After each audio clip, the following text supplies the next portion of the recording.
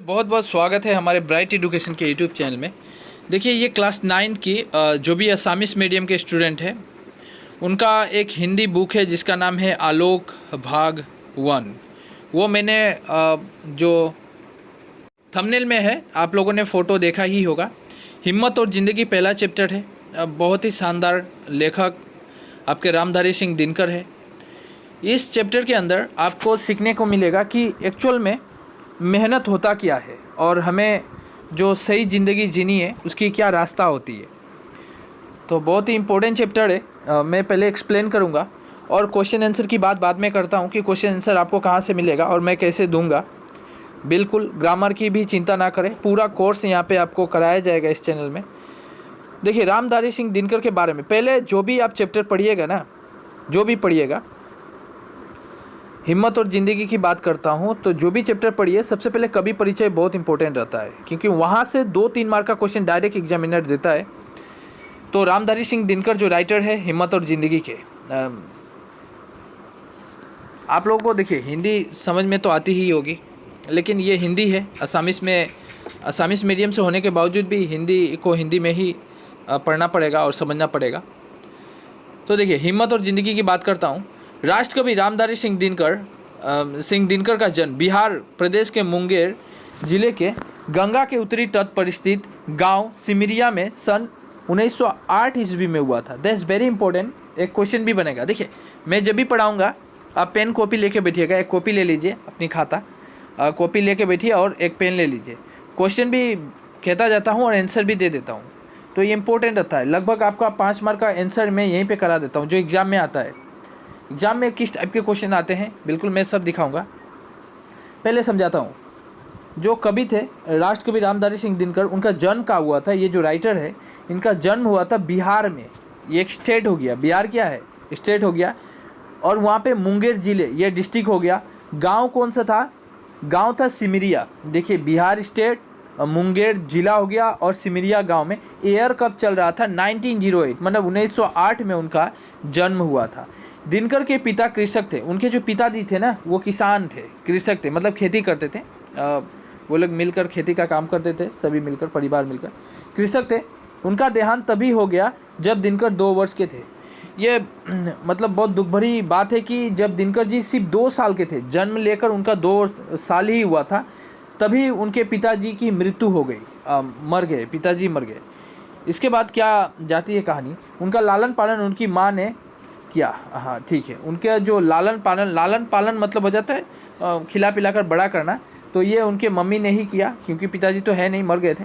प्रारंभिक शिक्षा गांव में ही पाकर मैट्रिक की परीक्षा दिनकर ने मोकामा घाट, ये कहाँ पे? देखिए, प्रारंभिक शिक्षा मतलब क्लास 1 से पढ़े, वो अपने गांव में ही पढ़े। गांव का नाम था सिमरिया। वहीं पे उन्होंने 1, 2, 3 इस तरह करके क्लास 5 तक पढ़ा। उनके बाद और 10 तक मैट्रिक की परीक्षा उन्हें मोकामा घाट के हाई स्कूल से सन 1928 ईस्वी में पास की। उन्होंने फिर हाई स्कूल में जब गए, आप लोग देखे होंगे कि पहले क्लास 8 तक पढ़ाया जाता था, इसके बाद हाई स्कूल में आपको कहीं और जाके एडमिशन लेना है। तो हाई स्कूल में वो कहीं और गए और जगह का नाम था मोकामा घाट। वहाँ पे गए, वहाँ पे एक हाई स्कूल है, वहाँ पे जाके उन्होंने 1928 ईस्वी में लगभग देखा जाए तो 20 वर्ष, यहाँ पे 8 में जन्म हुआ और 28 में वो मैट्रिक दे रहे हैं। 20 वर्ष के बाद उन्होंने मैट्रिक की परीक्षा पास की। उन्होंने पटना कॉलेज में, उसके बाद कॉलेज की परीक्षा 1932, लगभग 12 वर्ष लग गए हैं वहाँ पे, बीए किया। 12 वर्ष उन्होंने बीए की पढ़ाई की। परिवार की आर्थिक स्थिति ऐसी न थी कि दिनकर आगे पढ़ सके, इसलिए वे एक हाई स्कूल में पढ़ाने लगे। कि उन्होंने बीए की परीक्षा पास कर ली। करने के बाद उनकी जो घर में आर्थिक समस्या आ गई। आर्थिक समस्या किसे कहते हैं? उनका कॉलेज का नाम याद रखिएगा, पटना में एक कॉलेज है, कॉलेज का नाम नहीं दिया है। 1932 ईस्वी में उन्होंने बीए की परीक्षा पास की। यहाँ पे एक क्वेश्चन बनता है कि दिनकर जी अपनी प्रारंभिक शिक्षा कहाँ से ग्रहण किए थे? एक क्वेश्चन लिख लीजिए, दिनकर जी अपने प्रारंभिक शिक्षा कहाँ से ग्रहण किए थे? तो प्रारंभिक शिक्षा जो ग्रहण किए थे वो था मोकामा घाट हाई स्कूल में, सन 1928 में किए थे। सन भी लिख लीजिएगा, ईयर भी बहुत ज़रूरी हो जाता है एग्ज़ाम में। बात करते हैं कि उनकी जो फैमिली थी, फैमिली बैकग्राउंड बहुत ही ख़राब था, क्योंकि पिताजी की मृत्यु हो गई, घर परिवार चलाना, पैसे की कमी, आर्थिक स्थिति संकट आ गई थी।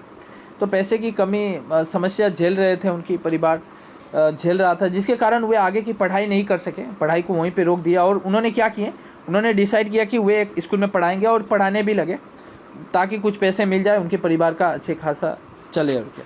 तो उन्होंने आगे की पढ़ाई नहीं की और वे एक हाई स्कूल में पढ़ाने लगे, टीचर की नौकरी ले ली उन्होंने।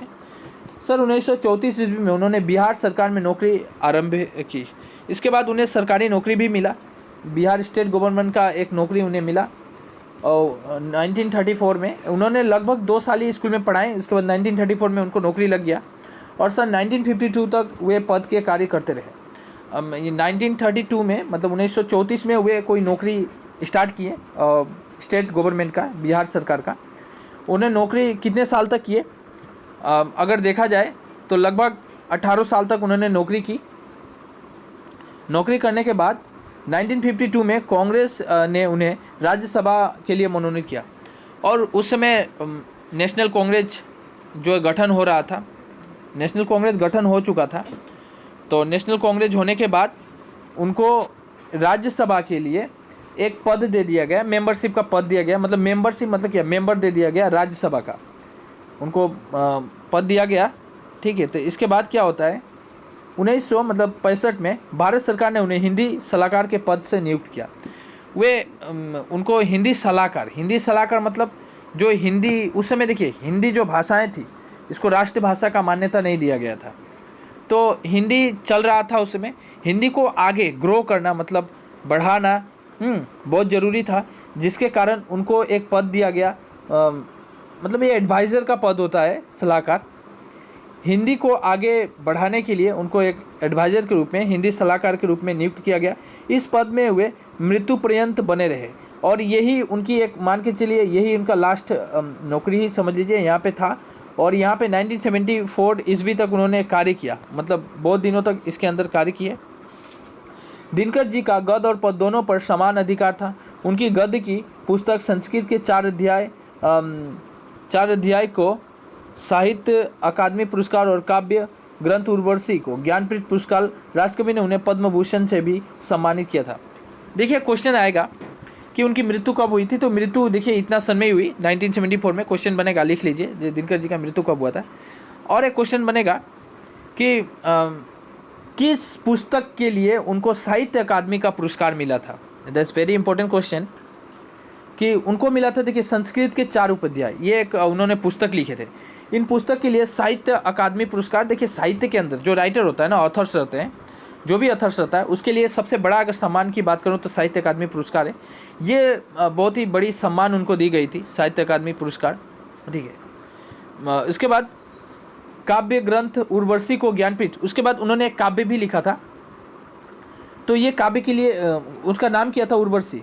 उनको ज्ञानपीठ पुरस्कार मिला था, ज्ञानपीठ पुरस्कार मिला था। ये भी एक क्वेश्चन आएगा कि किस काव्य के लिए उन्हें ज्ञानपीठ पुरस्कार मिला, तो काव्य का नाम था, ग्रंथ का नाम था उर्वशी। उर्वशी के लिए ज्ञानपीठ पुरस्कार मिला था दिनकर जी को।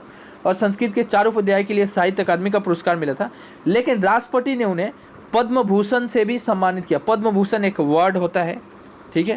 देखिए इस तरह का ये अवार्ड है, पद्म भूषण अवार्ड। ये मतलब इंडिया में थर्ड हाईएस्ट सिविलियन अवार्ड कहा जाता है। थर्ड हाईएस्ट सिविलियन अवार्ड मतलब तीसरा सर्वोच्च नागरिक सम्मान। नागरिकों को सम्मान देने के लिए ये 3rd पोजीशन पे आता है। पहला की बात करूं तो भारत रत्न हो जाता है। भारत रत्न पुरस्कार जो होता है वह 1st पोजीशन पे है, मतलब फर्स्ट अवार्ड है, फर्स्ट। इसके बाद ये तीसरा आ जाता है। इसके बाद भी ये पद्म विभूषण के बाद होती है, पद्मश्री अवार्ड भी होता है। तो ये 3rd है, सिविलियन अवार्ड है। तो ये देखिए इस टाइप के होते हैं अवार्ड। इसके बाद चलते हैं हम, सम्मानित किया गया उनकी प्रमुख कृतियाँ गद्य कृतियाँ मतलब क्या हो जाता है, जो भी वो लिखे थे पुस्तक, काव्य ग्रंथ, क्या क्या थे गद्य के अंदर, देखते थे गद्य भाग के अंदर। देखिए गद्य मतलब कहानियाँ, कौन कौन से थे, मिट्टी की ओर ये कहानी था, अर्धनारीश्वर ये कहानी था, देश विदेश कहानी है, उजली आग कहानी है, भारत की संस्कृति कहानी है, रेती के फूल कहानी है आदि। ये गद्य भाग में ये सब कहानियाँ हैं। क्वेश्चन ये भी आ सकता है कि रामधारी सिंह दिनकर द्वारा लिखा गया 2 गद्य की नाम लिखिए। क्वेश्चन आप लिख लीजिए और यहाँ से 2 गद्य का नाम कोई भी आपकी इच्छा लिख सकते हैं। उसके बाद पद की बात करूँ, सो वेरी वेरी इंपॉर्टेंट। पद में उनको बहुत ही सम्मान मिला था। पद जो भी वो पद भाग हो जाता है, मतलब कविताएं।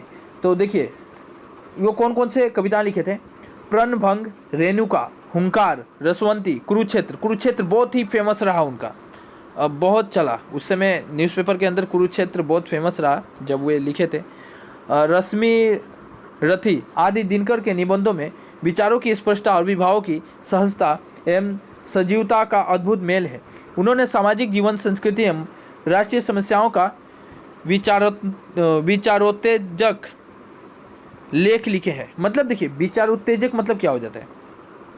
देखिए समाज में जो चल रहा है ना, सामाजिक जीवन और संस्कृति, जो समाज में जिस तरह के कल्चर चल रहे हैं, लोग किस तरह जीवन यापन कर रहे हैं, उसका एक लेख, उसकी हूबहू कॉपी उन्होंने करके लोगों को दिखाया था कि एक्चुअल में अपना विचार भी वहाँ पे प्रकट किए थे, कौन सही है गलत है उसकी ओर ध्यान आकर्षित करना चाहते थे। वे बहुत ही महान लेखक।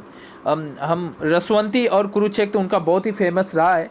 रेणुका की बात करूँ भी, ये भी फेमस था। कुरुक्षेत्र अपने आप में बहुत ही इम्पोर्टेंट, उनकी जो पदभाग है, इनके लिए पुरस्कार भी शायद मिला था उनको। तो आगे देखते हैं। प्रस्तुत पाठ हिम्मत ज़िंदगी। एक्चुअल में मैं अब जो कहानियाँ पढ़ाऊँगा हिम्मत और ज़िंदगी, उसका एक सारांश, उसका जो समरी होता है। समरी मतलब, समरी किसे कहते हैं। देखिए आप लोग पढ़ाई मूवी वगैरह देखते हैं ना, कोई भी सीरियल, मूवी, सीरियल की बात नहीं करता हूँ, तो मूवी, कोई भी मूवी देखते हैं, फिल्म देखते हैं।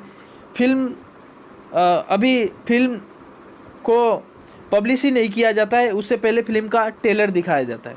आपका फिल्म स्टार्ट होने से पहले ही, कुछ दिन पहले ही आपको ट्रेलर दे दिया जाता है कि फिल्म के अंदर क्या क्या होने वाला है। बिल्कुल सारांश भी ऐसा ही रहता है, समरी भी वैसा ही रहता है कि आप जो पढ़ेंगे नीचे वाले, जो भी हिम्मत ज़िंदगी की कहानियाँ पढ़ेंगे, बहुत बड़ी कहानी है ये। पूरा कहानी बहुत ही 2 शब्दों के अंदर कहा गया है। 2 शब्दों के अंदर आप यहाँ से समझ पाइएगा कि कहानी में क्या क्या है। ये बहुत इंपॉर्टेंट होता है।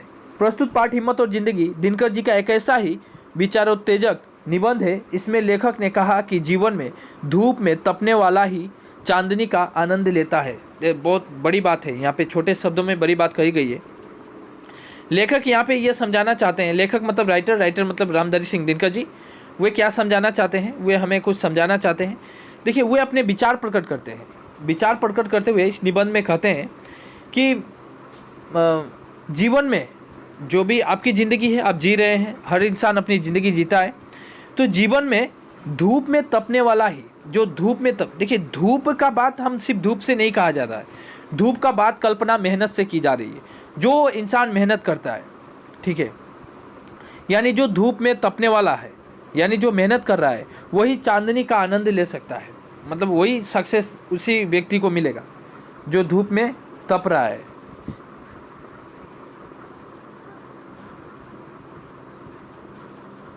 देखिए धूप में तपना मतलब यहाँ पे कल्पना किया गया है कि जो मेहनत वाला व्यक्ति रहता है उसे ही सफलता मिलती है, वही आनंद ले सकता है। भोजन का असली स्वाद उसी को मिलता है जो कुछ दिन बिना खाए भी रह सकता है।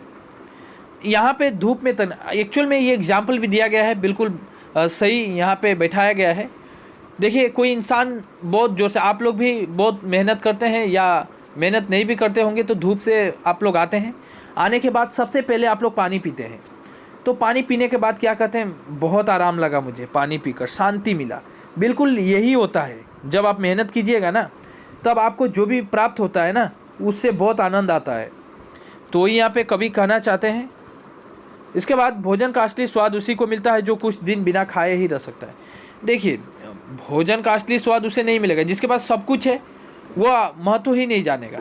जिसके पास कुछ नहीं है वही उसका महत्व समझ सकता है, ये भी यहाँ पे समझाया गया है। लेखक ने एक अच्छी ज़िंदगी जीने की राह दिखाई है, दैट्स वेरी इंपॉर्टेंट। इस कविता, इस कहानी हमें सॉरी निबंध है, अपने आप में क्वेश्चन भी आएगा, हिम्मत और ज़िंदगी क्या है, तो एक निबंध है। आप क्वेश्चन लिख लीजिए, हिम्मत और ज़िंदगी किस प्रकार की पाठ है, तो ये एक निबंध है। तो इसमें कवि ने हमें यह समझाया कि एक्चुअल में एक इंसान को सही ज़िंदगी कैसे जीनी चाहिए। अनेक ऐतिहासिक प्रसंगों से पाठ की रोचकता काफ़ी बढ़ी है। यहाँ पे जो कवि समझाए हैं ना, इसमें ग्रामर फूट फूट कर भरा है, जिससे श्रृंगार रस, करुण रस देखने को मिलेगा। करुण रस कम ही दिखाई देता है, पाठ में वीर रस भी दिखाई देता है हमें हिम्मत ज़िंदगी के अंदर। तो यहाँ पे कवि ने जो भी रसें होते हैं, अलंकार होता है, उसका भी अच्छा खासा प्रयोग किया है। अगर हम पढ़ेंगे तो समझ में आएगा। और बातें हो जा रही है कि यहाँ पे कुछ ऐतिहासिक प्रसंगों को भी मिलेगा। आप हिस्ट्री में भी जा सकते हैं। यहाँ पे हिस्ट्री, कुछ ऐतिहासिक घटनाएं हुई थी, उस घटना को लेकर हमें समझाया गया है, शिक्षा दे रहे हैं कवि। तो बहुत अच्छी बात है कि हम हिम्मत ज़िंदगी शुरू करेंगे चैप्टर के अंदर, तो हमें समझ में आएगा और हमें भी अपनी ज़िंदगी कैसे जीनी है इस चैप्टर के अंदर आराम से आप समझ सकते हैं कि आपको अपनी ज़िंदगी कैसे जीनी है। क्या अभी आप अपने आप को समझ सकते हैं कि आपकी ज़िंदगी इस तरह जी रहे हैं कि नहीं? जब हम चैप्टर को पढ़ेंगे तो ये नाम ही रखा गया है, हिम्मत और ज़िंदगी। सो बहुत ही इंपॉर्टेंट चैप्टर है। तो बाय द वे मैं एक बात कहना चाहता हूँ कि आप लोग को अगर इसका चैप्टर की आंसर चाहिए ना, देखिए मैं जो भी पढ़ाऊँगा उसका आंसर भी दूंगा, ऐसी बात नहीं है। तो इसका आंसर मैं टेलीग्राम ग्रुप है, ग्रुप के अंदर PDF फॉर्म में बना कर दे दूँगा। आप लोग आराम से वहाँ पे डाउनलोड करके प्रिंट आउट कर सकते हैं या तो लिख सकते हैं, और उसका वीडियो भी मैं बनाऊंगा, वीडियो से भी देखकर लिख सकते हैं, ये आपके ऊपर डिपेंड करेगा। लेकिन टेलीग्राम ग्रुप ज्वाइन करके रखने से मटेरियल्स आपको मिलता रहेगा, मतलब जो भी PDF वगैरह होता है ले सकते हैं। और एक बात, ग्रामर की बात करता हूँ। हिंदी का ग्रामर अपने आप में बहुत इंपॉर्टेंट, 40 से 45 मार्क का ग्रामर ही आ जा रहा है आजकल। 40 मार्क अगर पाना चाहते हैं, देखिए ग्रामर जो होता है ना, ग्रामर में पढ़ाऊँगा मैं। यहाँ पर मैं क्या करूँगा, चैनल के अंदर ग्रामर जो भी है, ग्रामर के एक एक टॉपिक यहाँ पे एक्सप्लेन करूँगा। लेकिन ग्रामर का जो नोट्स होता है ना, लगभग देख लीजिए 2000, अगर मैं 2010 से बात करता हूँ, 2010 से लेकर या 2015 से लेकर 2022 तक जितने भी ग्रामर आया है ना, उसका सॉल्यूशन मैं खुद एक कॉपी में बना रहा हूँ। तो वो सॉल्यूशन अगर चाहिए PDF फॉर्म में होगा, लगभग 50 से 60 पेज की एक सॉल्यूशन मिलेगा आपको। लेकिन उसके लिए देखिए, उसके लिए आपको परचेस करना पड़ेगा, आपको ख़रीदना पड़ेगा बहुत ही कम प्राइस में, 20-30 रुपये में वो ख़रीद सकते हैं। वो अभी बना भी नहीं है, वो कुछ लेट लगेगा। और यहाँ पे मैं वीडियो के अंदर पूरा समझा भी दूंगा, पहले समझा था। आप वीडियो से लिखना चाहते हैं तो लिख लीजिए, PDF में अगर चाहिए तो वो आप ले सकते हैं, लेकिन अभी लेने की कोई ज़रूरत है नहीं। एग्ज़ाम नियरली, एग्ज़ाम सामने रहने से मैं वो देता हूँ, और अभी बोल दे रहा हूँ मैं, तो तब आप हमको कमेंट कर सकते हैं, या चाहिए अभी भी अगर चाहिए तो कोई कमेंट कर सकता है। देखिए ये जो चैप्टर मैंने समझाया ये पार्ट 1 था। पार्ट 2 के अंदर चैप्टर पूरा कंप्लीट करूँगा। आप पार्ट 2 यही वीडियो के डिस्क्रिप्शन के नीचे वो लिंक दे दिया गया है, आप ज़रूर जाके देखिए, वहाँ पे वो चैप्टर पार्ट 2 का वीडियो मिल जाएगा। ठीक है, तो पहला पार्ट हो गया। दूसरा पार्ट, वीडियो अच्छा लगता है, समझ में आता है तो एक लाइक ज़रूर कीजिएगा वीडियो को, और कमेंट जरूर, एक थैंक्स का कमेंट तो करना ही करना है। अपने दोस्तों को भी शेयर कीजिए, उनका भी हेल्प हो। मुझे बहुत सारे स्टूडेंट पहले कमेंट करते थे कि सर स्कूल में हम लोग को समझ में नहीं आता है जो टीचर जो भी समझा रहे हैं। एक्चुअल में देखिए, आप जब भीड़ में रहते हैं ना, तो भीड़ में अच्छे तरह समझ में आएगा भी नहीं। और घर में बैठे हैं, आराम से चल रहा है वीडियो, सुन रहे हैं, तो साइलेंट है, आप आराम से समझ पाइएगा सब कुछ। कोई है नहीं आसपास, तो स्कूल में हल्ला चिल्ला होता है, इसलिए समझ भी नहीं आता है। सो बाय बाय।